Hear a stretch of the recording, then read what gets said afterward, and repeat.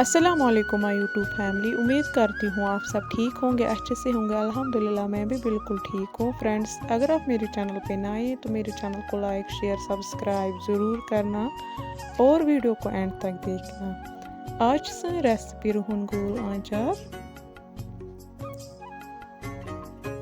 Video वजो Indus तान तुम वजो इस कित कन बारो ये आंचार। यपर मे टोकर मज निमुत रोहन गोल।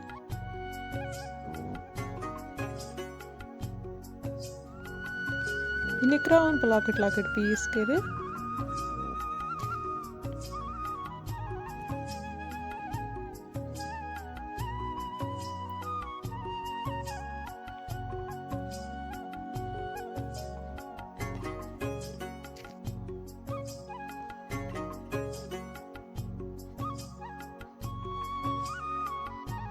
अगर तो ये वीडियो पसंद यी तो तुम कर घर ज़रूर ट्राई।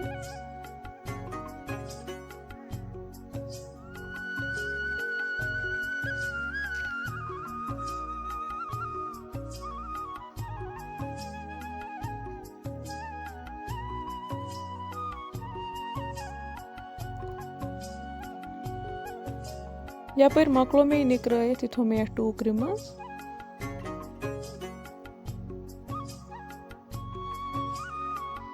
वनी मे बानस मज गरम आब यह त्रावन बह अथ मज यह बह रेस्टस 10-15 मिनटन अथ मज।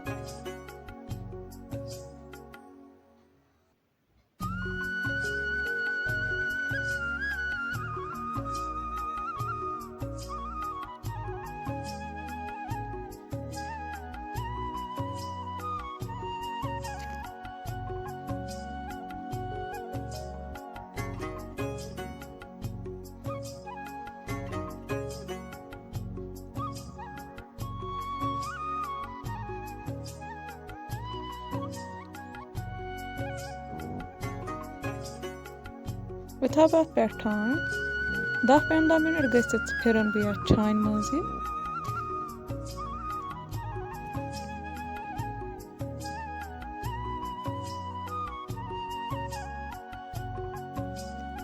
वो त्रावन कुन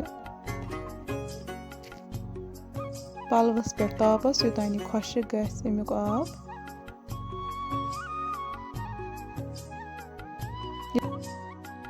अक घंटे गस तुलन बह थो तुम हेकु वुचित अमुक कलर तक लोगमुत चेंज गसने।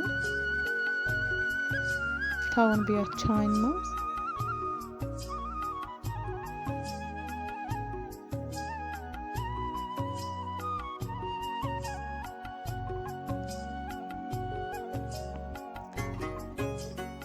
अम पत रलावो नून मर्चांगन बे तेल अत बे त्रोस थोड़ा बहुत यह दान वल बदियान आसुर जायंद।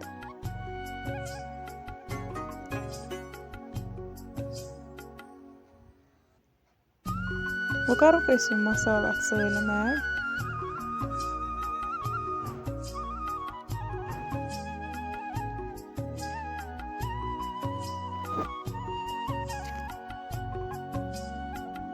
वो त्रो तथ मर्चांगन चमचे 2।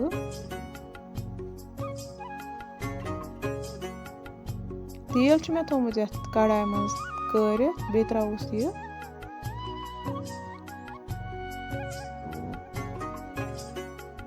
यह करुन वह असल पे मिक्स।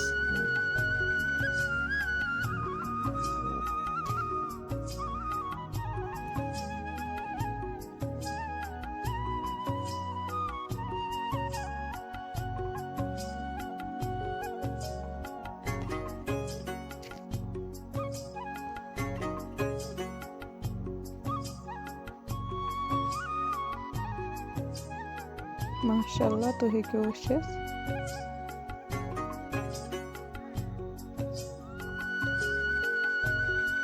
यपर मे निमुत लकट कंटेनर 2 उमन मे अंदर थोमुत ग्रेस तेल सत करित।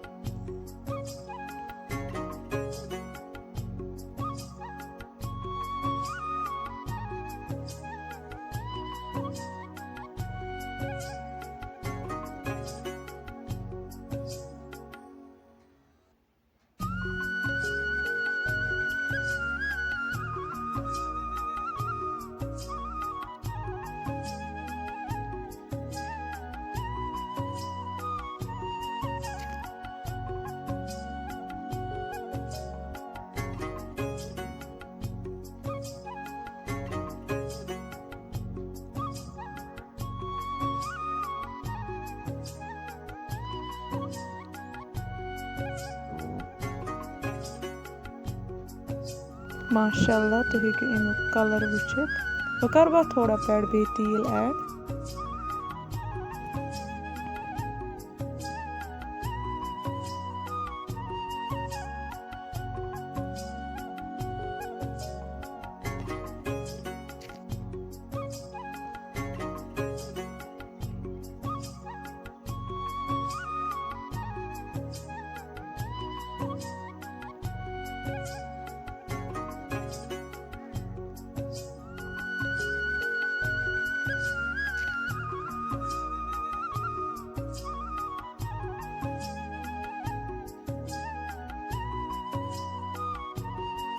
माशाल्लाह तुम हेकु वुचित यह आंचार क्युत बनेओ